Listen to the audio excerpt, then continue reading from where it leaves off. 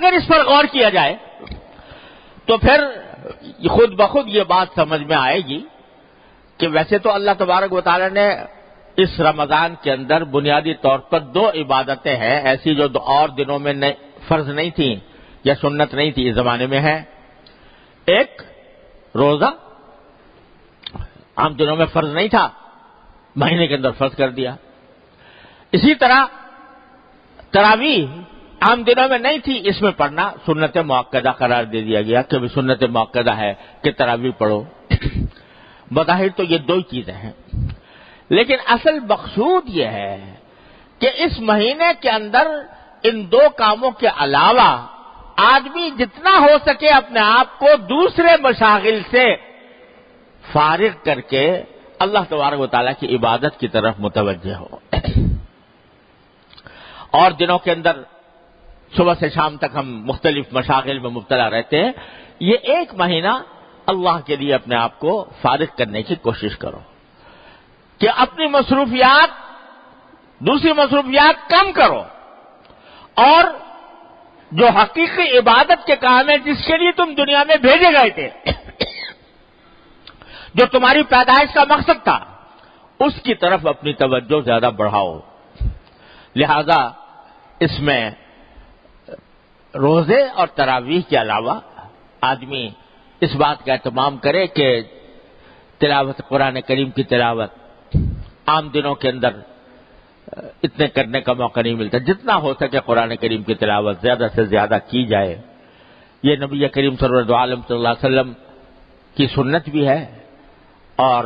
جب رمضان کا مہینہ آتا تھا تو حضرت جبریل امین علیہ السلام نبی کریم صلی اللہ علیہ وسلم کے ساتھ قرآن کریم کا دور کیا کرتے تھے کہ ہر رمضان کے مہینے میں کہ جتنا قرآن ایک مرتبہ حضور اقدس صلی اللہ علیہ وسلم پڑھتے، ایک مرتبہ جبریل امین پڑھتے. کیا منظر ہوگا، وہ کیا عالم ہوگا کہ دور کرنے والے حضرت جبریل علیہ السلام اور دور کرنے والے حضور نبی کریم صلی اللہ علیہ وسلم، کیا تلاوت ہوتی ہوگی، کیا اس کا منظر ہوگا اور کیا اس کی روحانیت ہوگی. ہر سال یہ ہوتا. اور آخری سال جو آپ کی دنیا میں تشریف رکھنے کا آخری سال تھا، اس میں 2 مرتبہ یہ دور کیا گیا سرکار دو عالم صلی اللہ علیہ وسلم اور جبریل امین کے درمیان. تو اس لیے قرآن کریم کی کو خاص نسبت ہے رمضان سے. تو اس میں رمضان کے اندر پہلے سے طے رکھیں کہ بھئی تلاوت قرآن کی مقدار عام دنوں سے زیادہ اس میں بڑھائیں گے. اور بھائی تلاوت تو ہے ہی، ساتھ ساتھ اگر اس کے بھی اہتمام کیا جائے کچھ وقت نکال کر، اگر پہلے کبھی موقع نہیں ملا ہے تو قرآن کریم کا ترجمہ، اس کی تفسیر کسی مستند تفسیر کے ذریعے کی مدد سے اس کو پڑھنے کا بھی اہتمام کیا جائے. تو تلاوت، پھر چلتے پھرتے ذکر اور بعض وہ عبادتیں، نفلی عبادتیں جو عام دنوں میں ادا کرنے کی توفیق نہیں ہوتی، رمضان کے اندر اس کا اہتمام کر لیا جائے. مثلا آخر شب میں تہجد پڑھنے کا عام دنوں میں اگر موقع نہیں ملتا یا توفیق نہیں ہوتی تو سحری کے لیے تو انسان اٹھتا ہی ہے، اس سے کچھ پہلے اٹھ جائے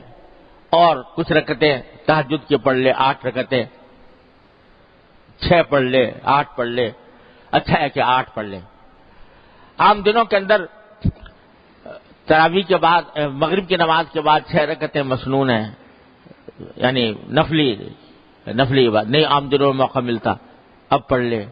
اشراق کے بعد جو رکعتیں 2 رکعتیں یا 4 رکعتیں، یہ عام دنوں میں موقع نہیں ملتا، اس میں پڑھ لے. اور چلتے پھرتے ذکر، فضولیات سے اجتناب، فضول کام سے، فضول محفلیں جمی ہوئی ہیں، باتیں ہو رہی ہیں، گپ شپ ہو رہی ہے، اس سے اپنے آپ کو بچائیں اور زیادہ سے زیادہ وقت اللہ تبارک و تعالیٰ کے ذکر میں، اللہ تعالیٰ کی یاد میں، اللہ تعالیٰ کی عبادت میں گزارنے کی کوشش کریں. اور بھائی گناہوں سے اجتناب،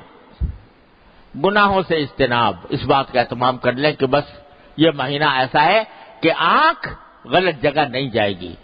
کان غلط بات نہیں سنیں گے، زبان سے کوئی غلط بات نہیں نکلے گی، زبان سے جھوٹ، غیبت، اس سے بچنے کا اہتمام. دوسرے حدیث میں رسول کریم صلی اللہ علیہ وسلم نے فرمایا کہ یہ مہینہ مواسات کا مہینہ ہے، یعنی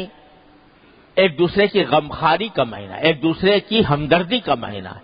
لہذا اپنی ذات سے کسی کو کوئی تکلیف نہ پہنچے، اپنی ذات سے، زبان سے، قلم سے، ہاتھوں سے، کسی بھی انداز سے کسی کو تکلیف نہ پہنچے، بلکہ دوسرے کے ساتھ ہمدردی کا اور غمخواری کا معاملہ جتنا ہو سکے کیا جائے، حلال رزق حاصل کرنے کا اہتمام کیا جائے کہ کوئی حرام لقمہ نہ آئے، ورنہ عجیب بات ہوگی کہ آدمی نے سارے دن تو روزہ رکھا اور افطار کرے حرام رزق سے، رشوت کے مال سے، العیاذ باللہ، سود کے مال سے، جوئے کے مال سے، اور لوگوں کے حقوق پامال کرنے کے بعد جو مال حاصل ہوتا ہے اس سے۔ کتنی شرم کی بات ہوگی کہ روزہ رکھا اللہ کے لیے اور افطار کیا حرام رزق سے۔ ان تمام چیزوں کا اہتمام کر کے مہینہ گزارا جائے گا تو انشاءاللہ اس مہینے کا جو اصل مقصد ہے کہ انسان کی روح کو تقویت ملے وہ انشاءاللہ حاصل ہوگا۔ اور اس کے بارے میں رسول کریم صلی اللہ علیہ وسلم سے ایک حدیث بھی مروی ہے کہ آپ نے فرمایا کہ من سلم لہ رمضان سلمت لہ السنہ، جس کا رمضان سلامتی سے گزر جائے، سلامتی سے گزرنے کا معنی ہے کہ اطاعت میں گزرے اور گناہوں سے بچ کر گزرے، تو سلمت لہ السنہ، انشاءاللہ